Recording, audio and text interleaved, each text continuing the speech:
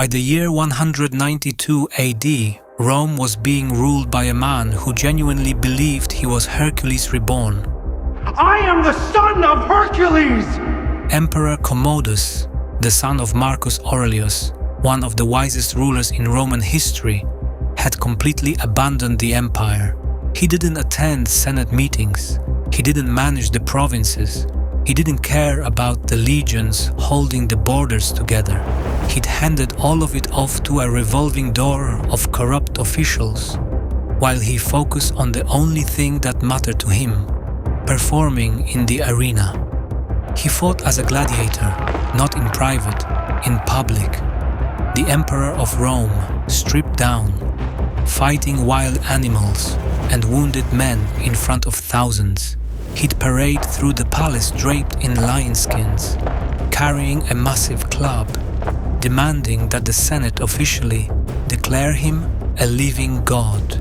And he needed to look the part, which meant he needed someone to train him, someone who could push him physically without ever making him look weak, someone who could take a hit from the most powerful man on earth and not hit back too hard. That someone was a wrestler named Narcissus. Narcissus was a Pancratian fighter, an ancient combat style that was basically martial arts with fewer rules, no weight classes, no time limits. You fought until someone submitted, went unconscious, or died. He was a professional in legalized violence, and legally he was property. A slave-class athlete who existed to entertain. But Commodus wanted him close.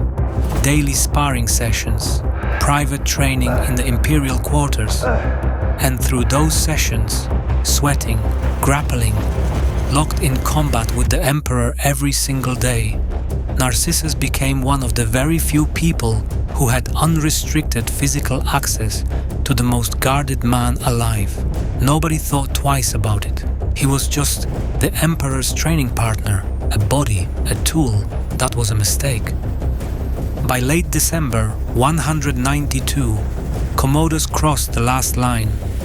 He announced his plan for New Year's Day.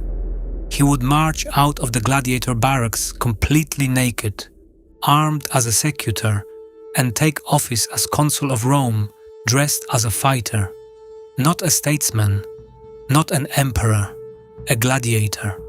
The people closest to him, his mistress Marcia, his chamberlain Eclectus, the praetorian prefect Laetus, begged him to reconsider. My emperor, I am begging you, don't do this. He responded by doing something far worse. He started writing names on a wax tablet, a death list, and the names on that list were theirs. What happened next was pure accident. A young servant boy, a child, found the tablet while playing in the imperial quarters. He didn't know what it was. He carried it to Marcia. She read the names, her own, Eclectus, Laetus, others, all scheduled for execution. They had hours, maybe less. There was no time to organize a political maneuver, no time to rally Senate support, no time to plan. They had to kill Commodus that night, or they'd be dead by morning. So they went with the simplest option, poison. That evening, Marcia laced the emperor's wine. Commodus drank. And then, nothing happened the way it should have. His body, conditioned from years of daily combat training, combined with a stomach full of heavy food and drink, rejected the poison. He vomited everything up. He was alive, groggy, confused, furious, but alive, and retreating to his private bathhouse to recover. The conspirators were now in the worst possible position. The poison had failed. The emperor would wake up, find out what happened, and every one of them would die slowly. They needed someone who could finish the job immediately. Someone already inside the palace, someone strong enough to overpower a trained fighter in close quarters. There was only one person who fit.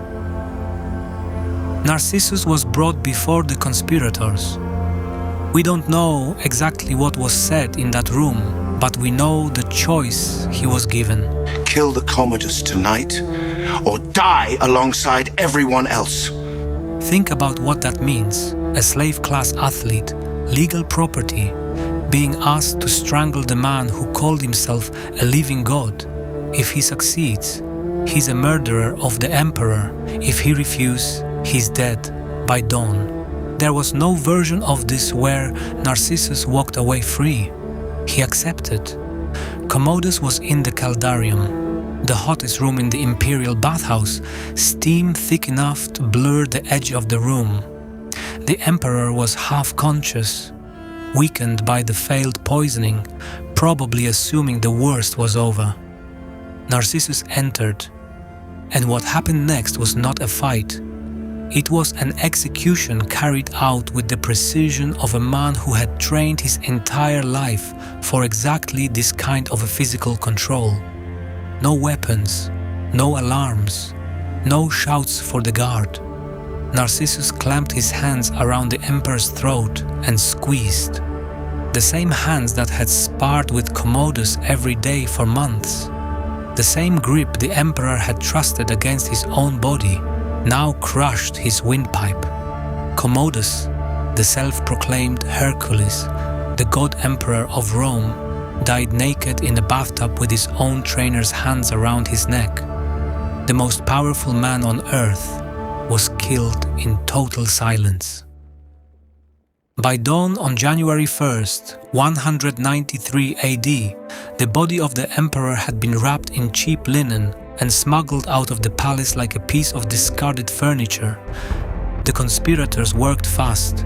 They installed Pertinax, an elderly, respectable senator, as the new emperor before the sun came up. The official story? Commodus died of natural causes, a sudden stroke in the night, nothing to see. It didn't hold. Word spread through the palace, then the city, then the empire. The son of Marcus Aurelius hadn't been struck down by fate. He'd been strangled by a wrestler, a slave. The illusion that Roman emperors were untouchable, protected by the gods, by the guard, by the sheer weight of their power, shattered overnight. And once that illusion broke, it couldn't be put back together. Pertinax lasted 87 days before the Praetorian Guard murdered him too. What followed was the Year of the Five Emperors, a bloody free-for-all, where the throne of Rome was essentially auctioned off to whoever could pay or fight their way to it. The general Septimius Severus eventually marched his army into Rome and seized power by force. One of his first acts? Hunting down everyone connected to the death of Commodus. Narcissus was captured, and his execution was designed to send a message. He wasn't beheaded. He wasn't given a soldier's death. He was thrown into the arena, the same arena where Commodus had played at being a gladiator, and torn apart by wild animals.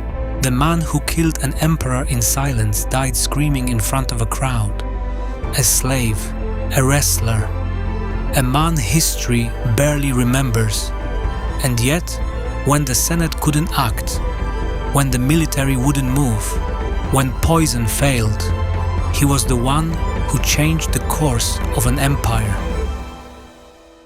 If this is the kind of history you want more of, the real stories behind the myths, subscribe and tell me in the comments what other moment in history was secretly decided by someone nobody saw coming.